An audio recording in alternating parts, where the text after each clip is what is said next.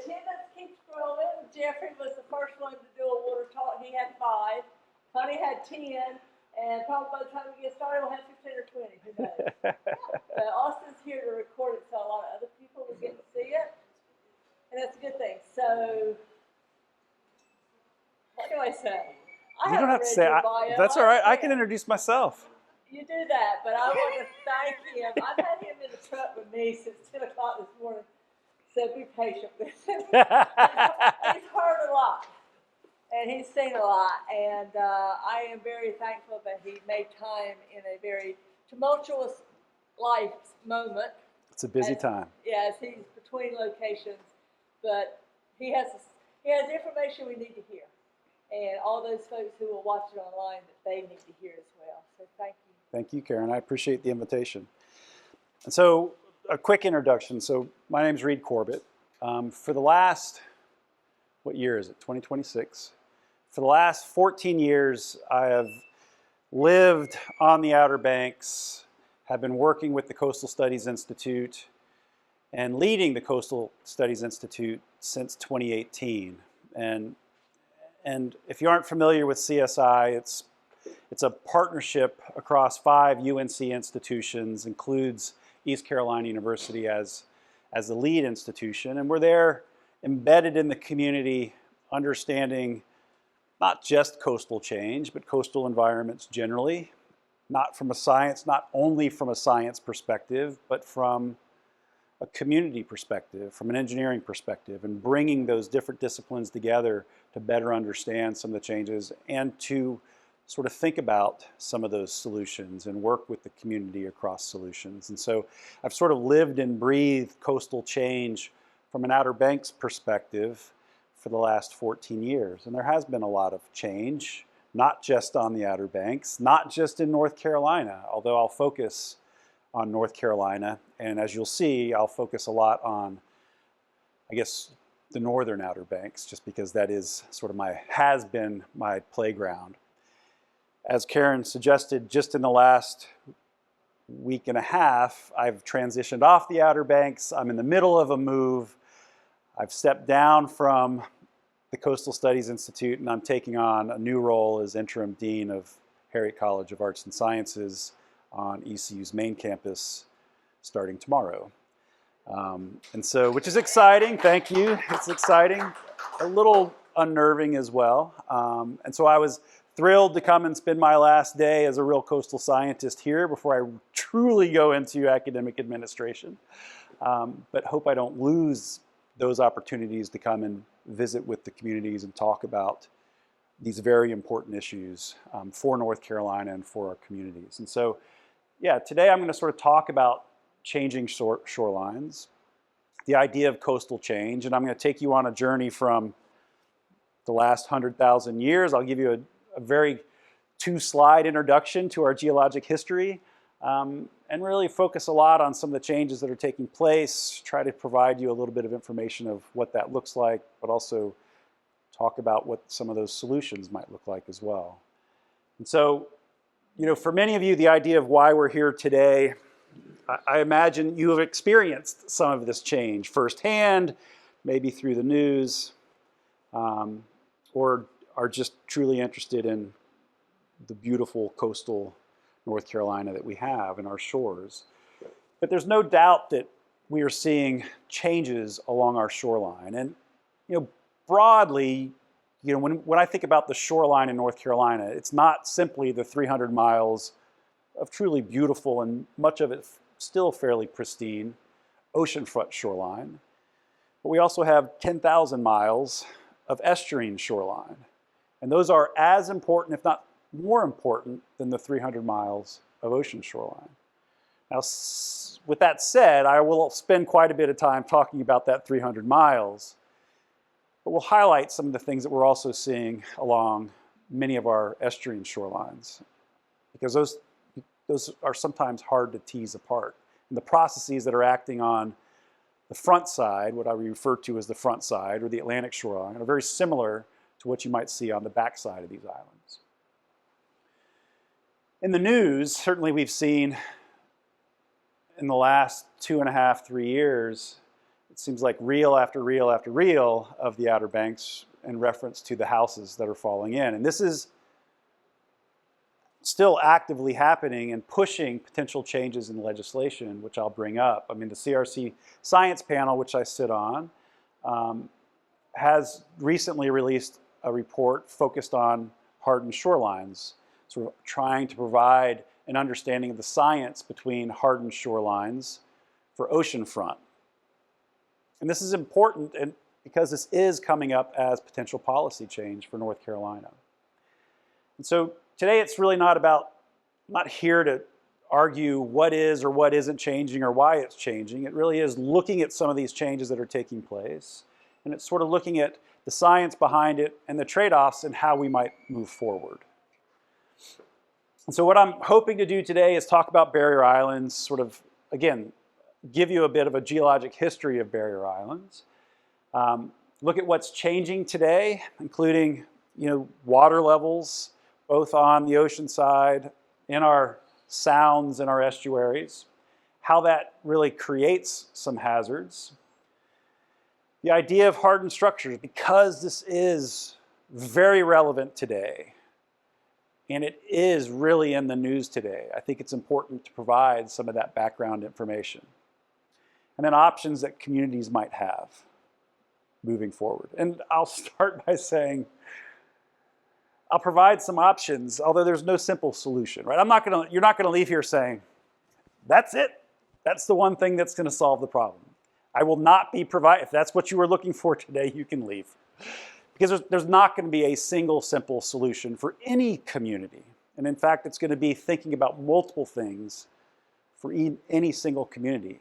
And the same things that will work for one community won't necessarily work for a second community. And that's something that we need to recognize today, because it's the communities that really need to get together to have those discussions based on their own values, their own culture, and what they want to see the future for them, what that might look like.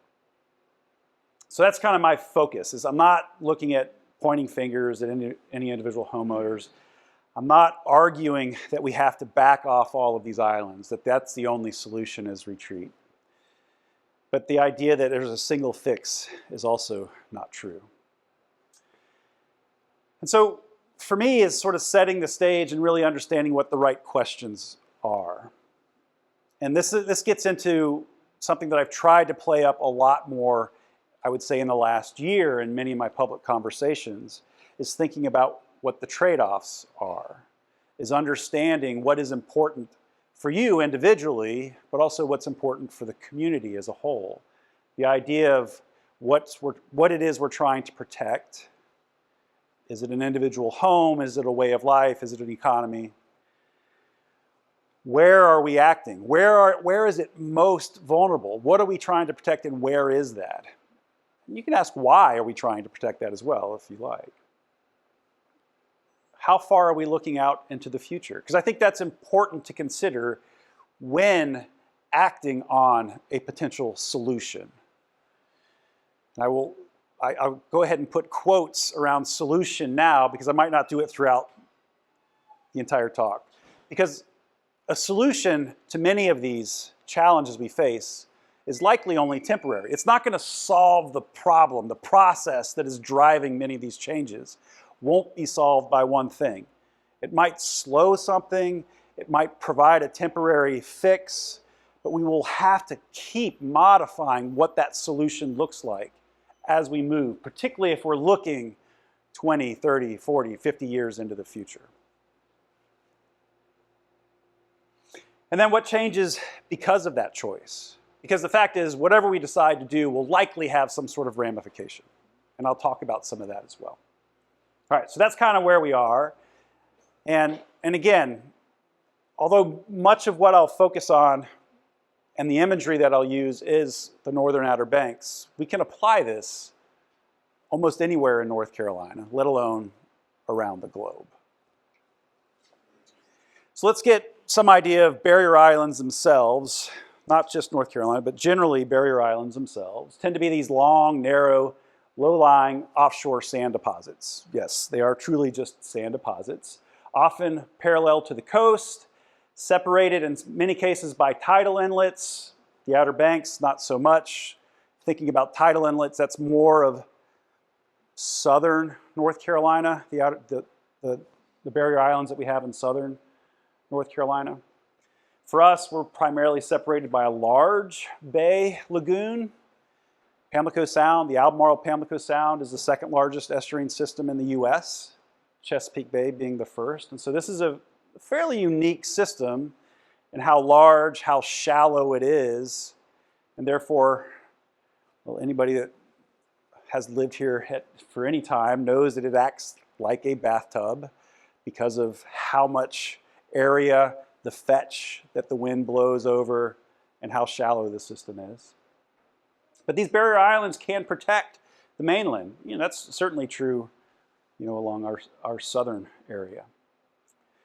North Carolina is not unique in its barrier island systems. In fact, when you look at just across the U.S., 25% of the coastlines within the U.S. do have barrier islands. And so this isn't a unique setting in that case. And that's important to recognize because what we do here can be applied across a significant amount of shoreline in the U.S. as well as around the globe. These barrier islands are kind of unique in how they're built, but also how they change through time. And that's what this is trying to show, is what barrier islands do through time. And they are mobile landforms. Barrier islands have never stood still over decades, centuries. They are constantly moving, and they're moving as a product of changes in sea level. They're moving as a product of storms. And they are moving primarily in one direction, and that is back towards the mainland. And that's how they maintain themselves, right? So if we look at this transition in figures, what you'll notice is on the ocean on the right, the sound, the lagoon on the backside, and you can see a change in what the island looks like from the front to the back: sand, dunes, marsh. And as you transition from top to bottom, what you're seeing is a transition in time. And with storms, with changes in water levels, what happens is these islands are slowly rolling over themselves. And that's important for these islands to maintain elevation and to maintain width. Throughout here, I might talk about a healthy barrier island. When I think about a healthy barrier island, it's one that has elevation. It's one that has width. And in fact, when you look at many of our barrier islands today, they are narrowing, they're eroding from both sides of the island, and they're also losing elevation. That is not a healthy situation for a barrier island. But this is what barrier islands should do through time, and we can see this at different locations around our islands, right? You can go up to northern Duck and drive that area, and you can find old cypress stumps in fact, you can rip out your transmission on an old cypress stump almost in the swash zone. Cypress doesn't grow in the swash zone, right? I mean, that is because that used to be a marsh millennia ago. You can find old peat from these old marshes in the surf zone in Buxton, right? Again, a product of how this barrier island has slowly through time is moving its way overlap towards the mainland. And so that's just how these barrier islands act naturally. And they have, these barrier islands, we can see this in some of the old maps of how they have changed. Now, granted, this is, take some of this with a grain of salt, but if you look at Roanoke Island, for instance, this is 4 different images, very old maps. The first map is the Moseley map of 1733.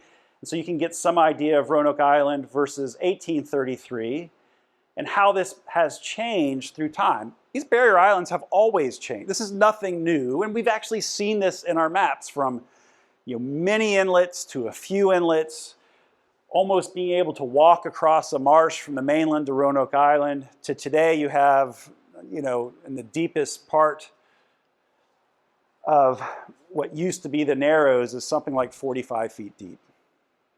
All right, so this change isn't new. And in fact, a lot of the development and some of this change is a product of how we have moved from one type of climate to another through long periods of time. And so this is showing the last million years. This is present a million years ago. And you can see this sort of wiggly map. And ultimately what I want you to sort of note is where this line goes into the red versus where this line goes into the blue. And this represents warmer periods across our globe versus colder periods across our globe. What we refer to as interglacial, when it's warm, we don't have as much ice on the planet, versus glacial periods, when it's much cooler across the globe, and we have a lot more ice. And in fact, the last interglacial, when it was warm, like today, was about 125,000 years ago. Well, only 10 to 12,000 years ago, we had a significant amount of ice on our planet. We were in our last glacial period only 10 or 12,000 years ago. But geologically, that is a blip on the map. And in fact, we had a mile-thick ice sheet sitting over New York, the Northeast anyway. A mile-thick pile of ice sitting over the Northeast. And so, clearly things have changed a lot. That's important to think about from I'm bringing it back around, from a shoreline perspective. That really creates change. And so when we look at coastal North Carolina, for instance, and this is bringing it a bit closer, this is looking at the last 150,000 years, and these three graphs are looking at carbon dioxide in the atmosphere. So carbon dioxide is sort of that blanket in the atmosphere that creates warm or cold weather. This is looking at global average temperatures. So warm temperature, cold temperature, warm temperature. And then this is looking at what sea level has done through that same amount of time. And in fact, we can document that over the last roughly 120,000 years, we've gone from, in black, the last interglacial about 120,000 years ago, we can document this old paleo shoreline, what's referred to today as the Suffolk Scarp. And in fact, you see this change in elevation if you really pay attention to it.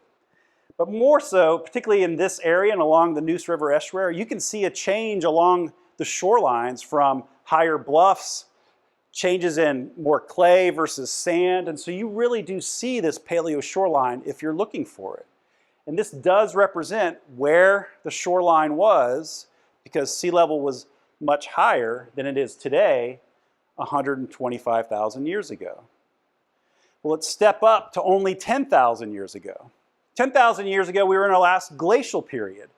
There was a lot more there was a lot more water trapped in ice, right? We had these huge glaciers all up and down sort of the northernmost part of the northern hemisphere, southernmost part of the southern hemisphere.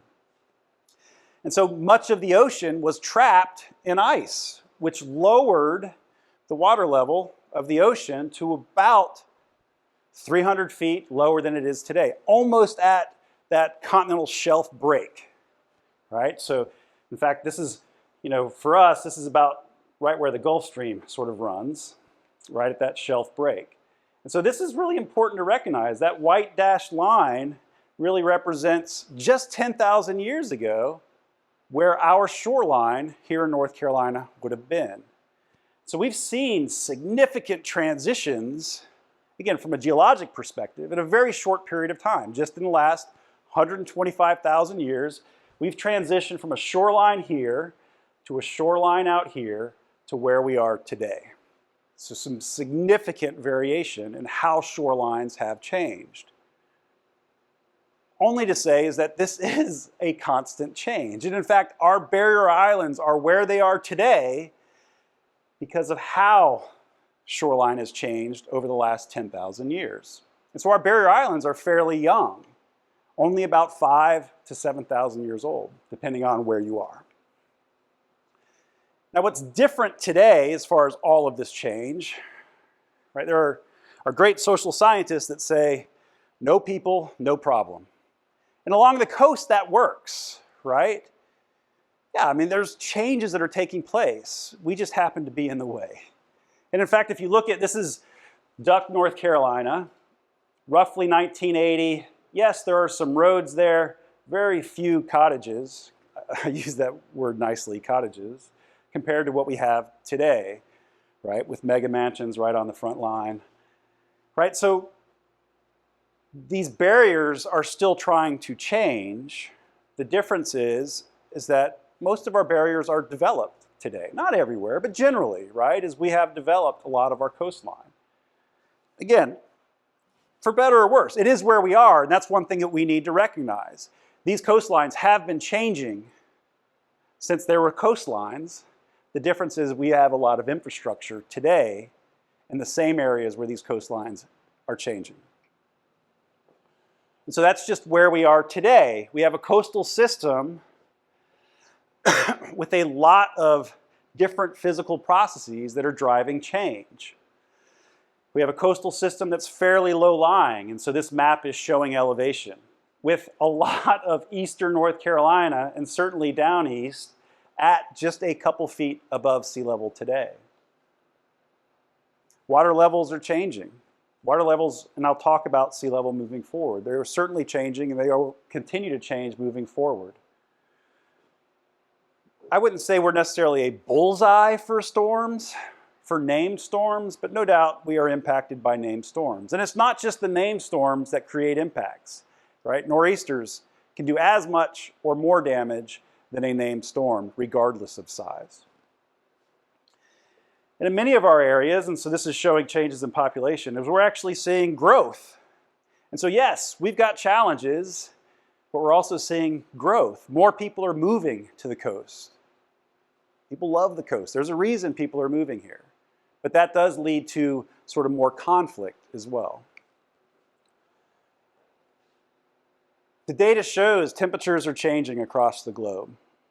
It's not the same everywhere. In fact, you know, this is why I love showing this sort of globally is, yeah, it changes from place to place. Some places aren't changing. Some places are changing a lot. But on average, global temperatures are rising.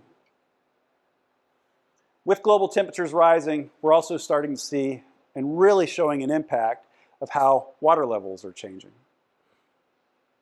In North Carolina, this is something that I think really changed. The narrative really changed about 3-4 years ago, where NOAA, National Oceanographic Atmospheric Administration, put out a report that said, and it's not very often you'll find a federal agency that will state outright, you should expect a 1 to 1.5 foot rise in sea level by 2050.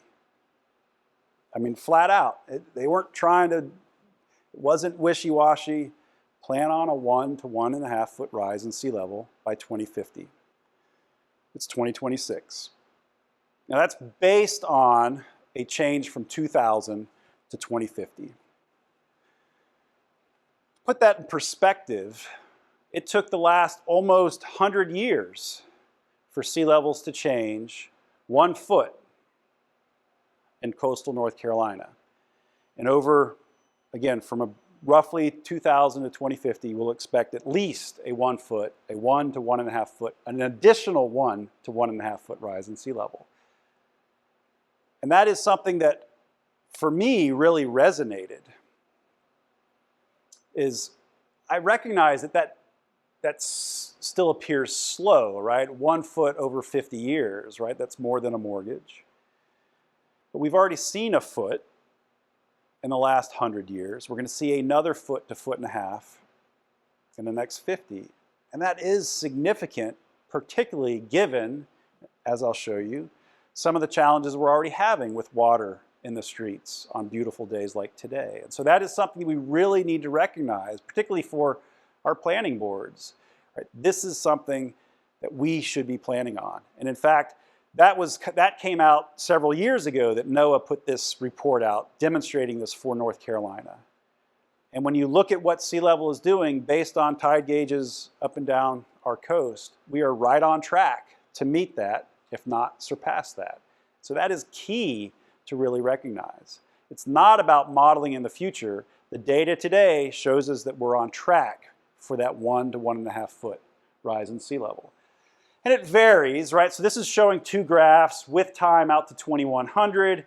Notice I put this blue line here because as you project further out, that red gets broader, right? Because there's a lot more uncertainty. Out to 2050, notice there's very little uncertainty. This isn't an extreme prediction. This is actually just assuming we go out, day to day. And that's important to recognize. This is an intermediate low to intermediate scenario. It is not looking at any extreme. It's not trying to provide some sort of scary modeling. It's really trying to show you what it's very likely to do. 95% chance of this happening. And again, very little difference between Duck versus Wilmington, and we're looking at somewhere between 1 to 1.5 feet. And that's key. I think that's important. If anything, that's one of the things I want you to go away with, because it is important for what water levels are doing today and how they're influencing things like roads, septic systems, and we'll talk about that. So how does it look today around the North Carolina coast? I've suggested we see change, we're seeing waters come up. What does it actually look like and what are the impacts? Certainly we have erosion along the ocean front as well as on the backside and across our estuarine systems. This hasn't changed, particularly for oceanfront shorelines. We've seen erosion for decades and decades and decades, right? I mean, this is what barrier islands do. They tend to erode on the front side and grow on the back side if we allow them to move naturally. That's just what barriers do. But again, we do have infrastructure along our barrier islands, so that does create some problems. And we're likely to see this continue moving forward. The idea of erosion on the front side of these islands. The idea of sea levels, that water continuing to come up, pushing that shoreline further back. When you look at North Carolina, this is from Division of Coastal Management. The red versus green. The red represents where shorelines, this is oceanfront shorelines, where shorelines are eroding. The green represents where shorelines either aren't changing or maybe accreting, growing. Recognize, I think this is important to recognize, a lot of areas where you see this green are areas where we actually have significant nourishment taking place, right? So it's not necessarily naturally accreting. And in fact, I would really love to see, what it would look like if we just looked at natural process, right? Where we aren't actually putting sand, spending millions to put sand on the beach to try and hold the line. And I think that's important to recognize. Not all of that green, right? There are locations where some of that green really is natural accretion, a product of where currents are moving sand, where waves and the energy just isn't as great. And so there is some natural accretion of sand in certain areas. But majority of our 300 miles is eroding. Rising waters, and I think this is key, and many of you already know this, in coastal systems. Many of our coastal systems are dependent on septic systems, for one. And septic systems are dependent on having a soil that isn't flooded, right? I mean, they don't work. Your system in your backyard doesn't work unless that wastewater that goes into that tank has some air in the soil. If it doesn't, then there's no cleansing of that water before it enters into the water. And in fact, state says, I think it's somewhere between 1.5 and 3 feet is what you need between your drain field and the water table. As waters rise, it's not just the sound that's rising. It's not just the ocean that's rising, but that water is directly connected to that shallow groundwater. And so as those water tables, or as the water rises, those water tables in the ground will rise as well. And you see that, right? I appreciate being driven around this morning with Karen and looking at the water in the ditches. I mean, that's a great example. The water in the ditch is a great representative of what that water level is, that shallow groundwater level. There's a reason it's not draining out of the ditch. It's also across underneath the ground at about that same level. And so you can use that that level in the ditch you see to get a feel for what the water in the ground might look like as well, the water level in the ground. And that gets real challenging when you think about how we try to maintain our wastewater systems, our on-site wastewater systems. I really think, for me, this is sort of the silent killer. That might be a bit dramatic for coastal communities. And I see this from an Outer Banks perspective, right? I try to start this conversation around wastewater. It's not a great topic, but it's real. And it will, this becomes real as soon as somebody can't flush the toilet in their house. It becomes real, right? Or because they start seeing what they're flushing from the house come up in the backyard, right? I mean, again, clearly I'm dwelling on this too long. But it is important, and it will lead to some significant challenges when in coastal systems just across eastern North Carolina, we are probably 80% of homes are on septic systems. In this area, it's probably higher than that. And so this is really important in thinking about not just the water levels and how that is changing, but the influence of those water levels with the groundwater, and then how we dispose of our waste throughout much of eastern North Carolina. Let alone is how these systems drain when we have a rain. Right? We're all, I think we're, it was Finding Nemo that said all water drains to the ocean. Well, that's assuming the ocean is a bit lower than most of the water in the landscape, right? Things drain downhill. Well, when we have significant rains, those water levels become about even, where the water on land isn't necessarily draining towards the ocean anymore, and it's ponding, or we can't pump it fast enough off the roads, or it just doesn't drain fast enough because the slope isn't great enough. So we're starting to see a lot more ponding on roads and yards, and that's because the water just doesn't have a place to go. And so this is a reality today, right? This is a reality today, not 2050. And so that's something that certainly those that live here recognize and are dealing with today.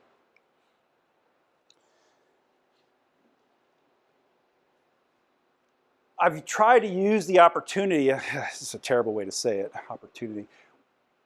For me, when we have these traumatic events like a house falling in the ocean or the ocean taking a house, it's not just falling, the ocean's taking it. It's an opportunity to try and get some of the science out there. I use every opportunity I can to talk with communities, to talk with the public, to talk with the press, to try and get some of the science out there to understand the risk. Because it's not that somebody put a house in the way of the ocean. It's just that house was placed there, and there might have been a lot of beach there previously. It's just the ocean might be a greedy neighbor and is taking some of that away. And so there has been a lot of press over the last, not just months, but years, focused on what's happening along primarily the Outer Banks. But it's not just the Outer Banks. It's just that's where we're seeing a lot of the press. This is happening all over the U.S. with coastal erosion taking homes, yards, property. And so when you think about the Outer Banks, and I use this as an important representative of what's really happening across coastal systems, is the narrative is often, why did people build here? Why would they put their house right there? It's so vulnerable. Many of these houses, this is showing Buxton looking north, many of these houses were built in the 70s and 80s. And when they were built, they did have anywhere from 100 to 300 feet of beach in front of them, sometimes 2 dunes, and then the beach in front of that house. But one of the things that I've mentioned is that these shorelines are eroding. And that's not a new problem. These shorelines have been eroding for decades. Some of these shorelines are eroding at 5, 10, 15 feet per year.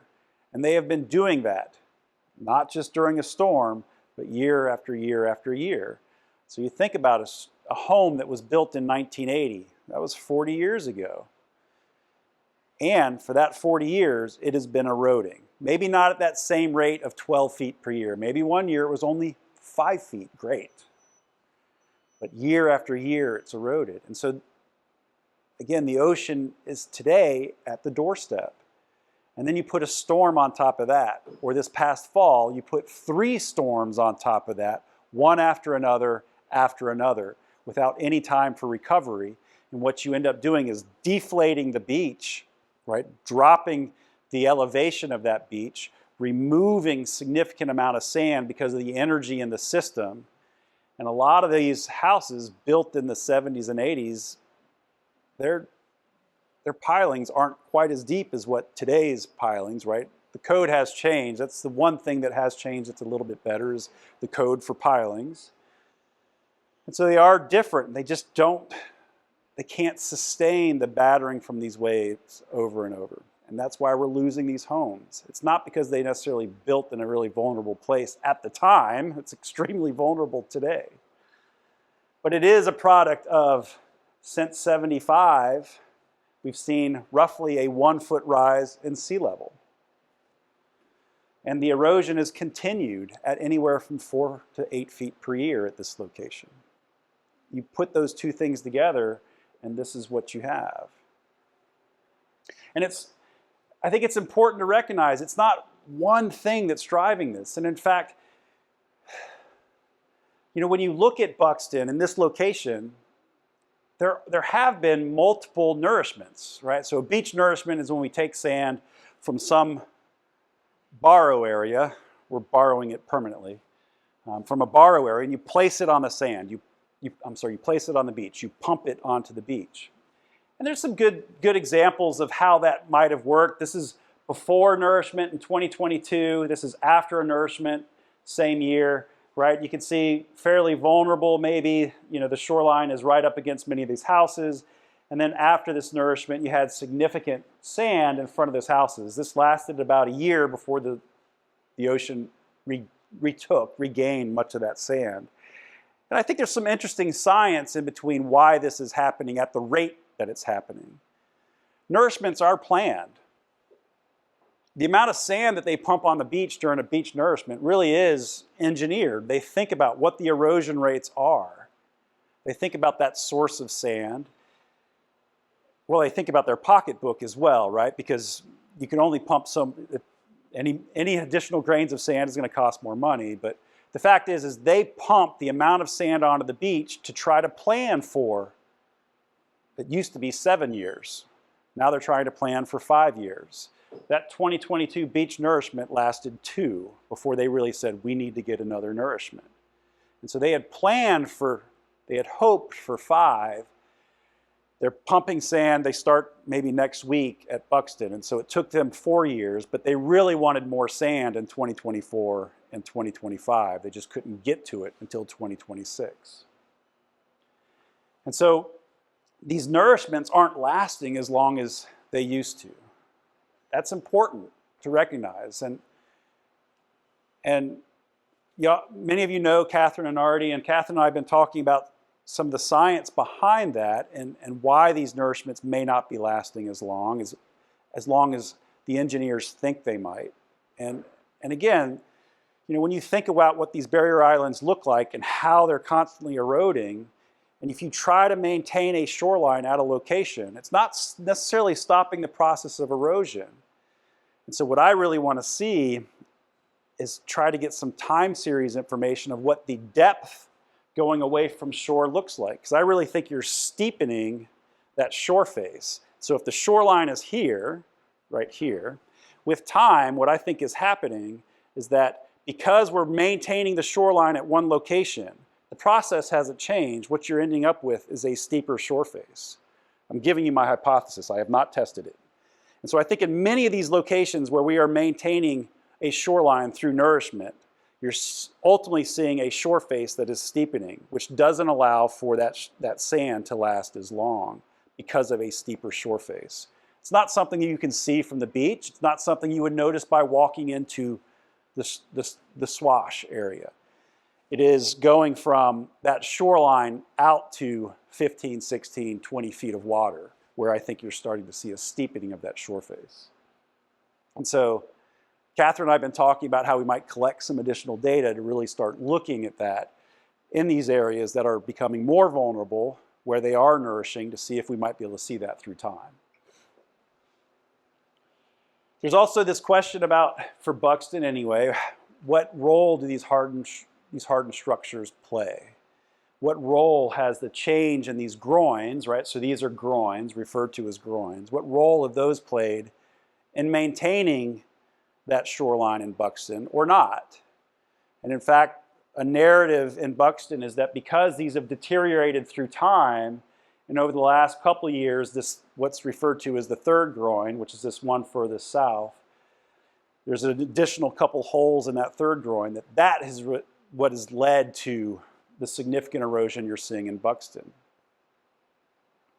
And my argument is it's not just that, right? I mean, again, this is a system. It's an erosional system.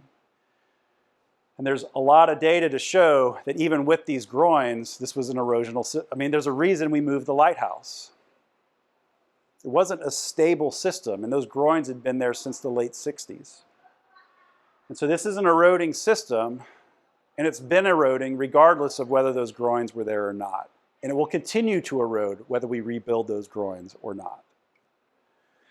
And in fact, when you look at some of the data that's available, and this is all available free online, this is showing the Outer Banks. The different colors represent how quickly it's eroding or not. So the reds and the deeper reds are where it's eroding faster. And then I've pulled out sort of 3 different locations.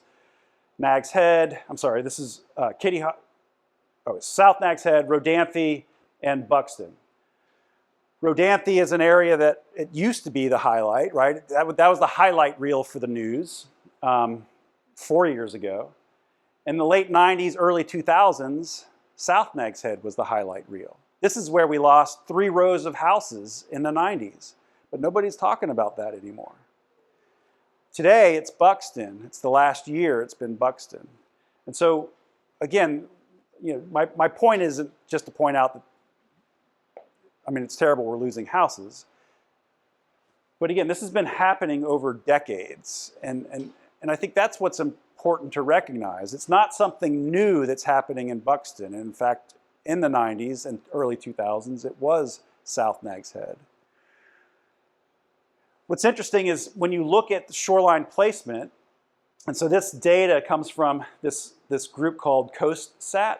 And so it uses satellite imagery to map the shoreline. Works great on beaches, doesn't work so great when you start talking about estuarine shorelines, but works great on a wet, dry beach, particularly when it's fairly straight, like our ocean shorelines.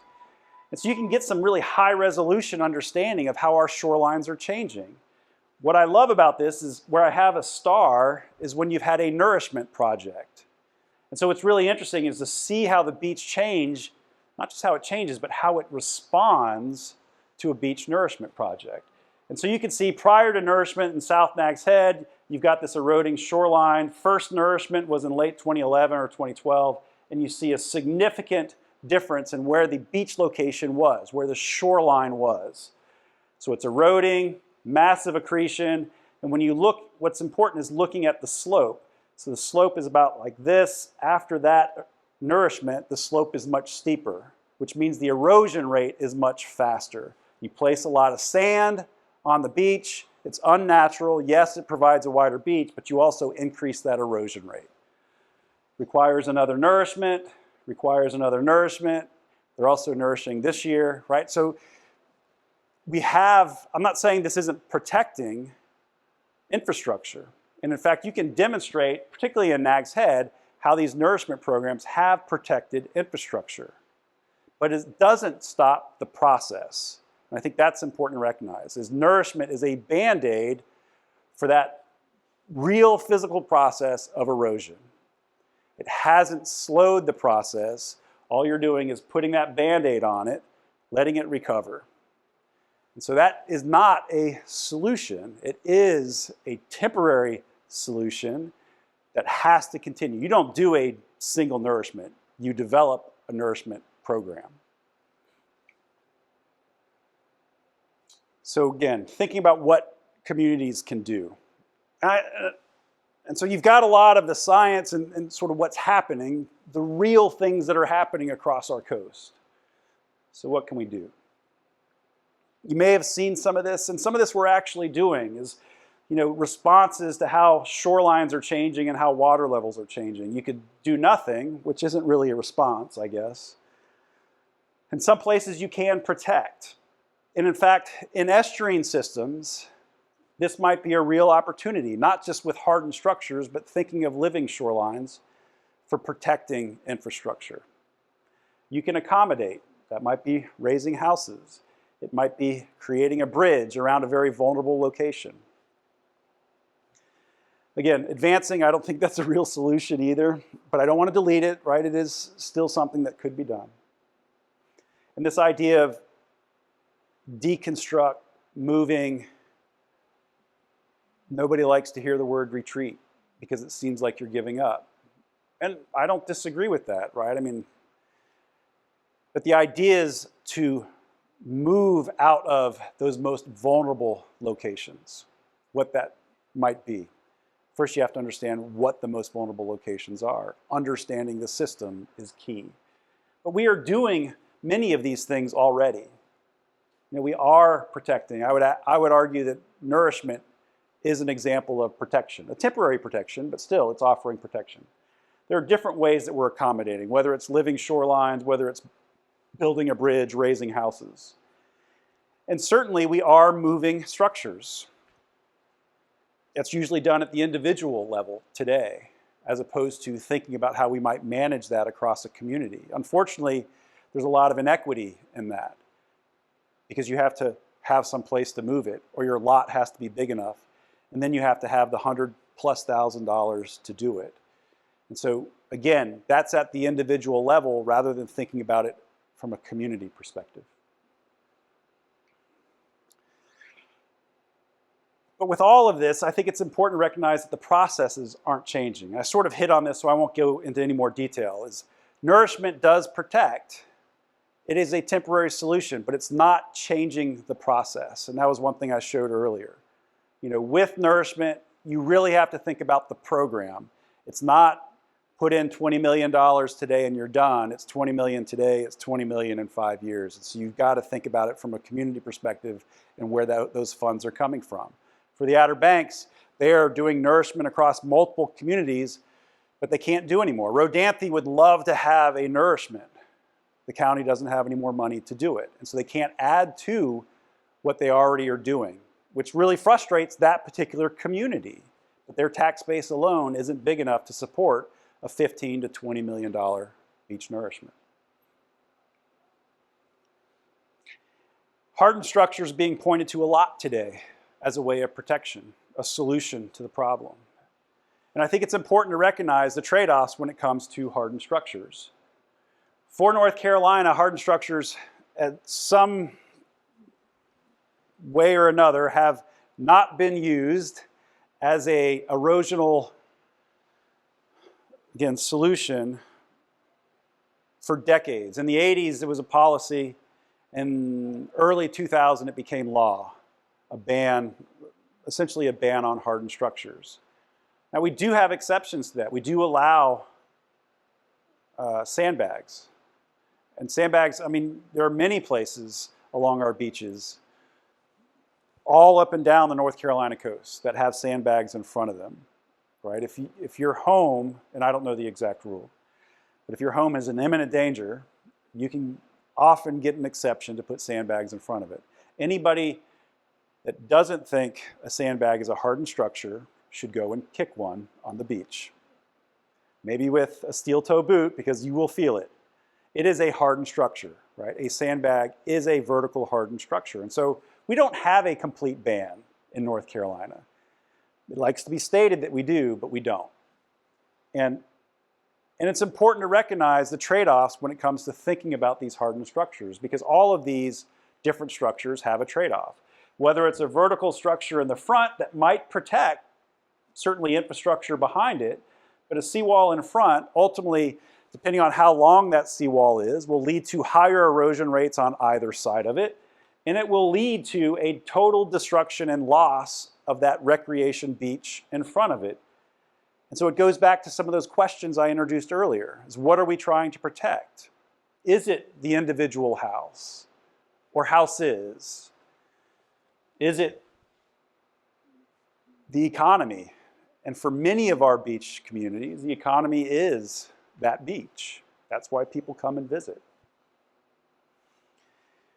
I talk about these structures on the beach a lot because that's where the law is potentially going to change. But these structures and the way these structures act physically are the same in our estuarine systems. It's just the estuarine systems aren't quite as dynamic. There's not as much energy in the estuarine systems, but the processes are the same. And so depending on the type of structure you put in, there are trade-offs. And that's why we have, in many cases, moved from things like vertical structures to living shorelines to better protect not just the infrastructure, but the environment, right? The ecosystem that is that shoreline. And that's what these living shorelines are doing. They are doing both, is providing some protection to the infrastructure, but also providing some protection to the ecosystem at that important interface of land and sea.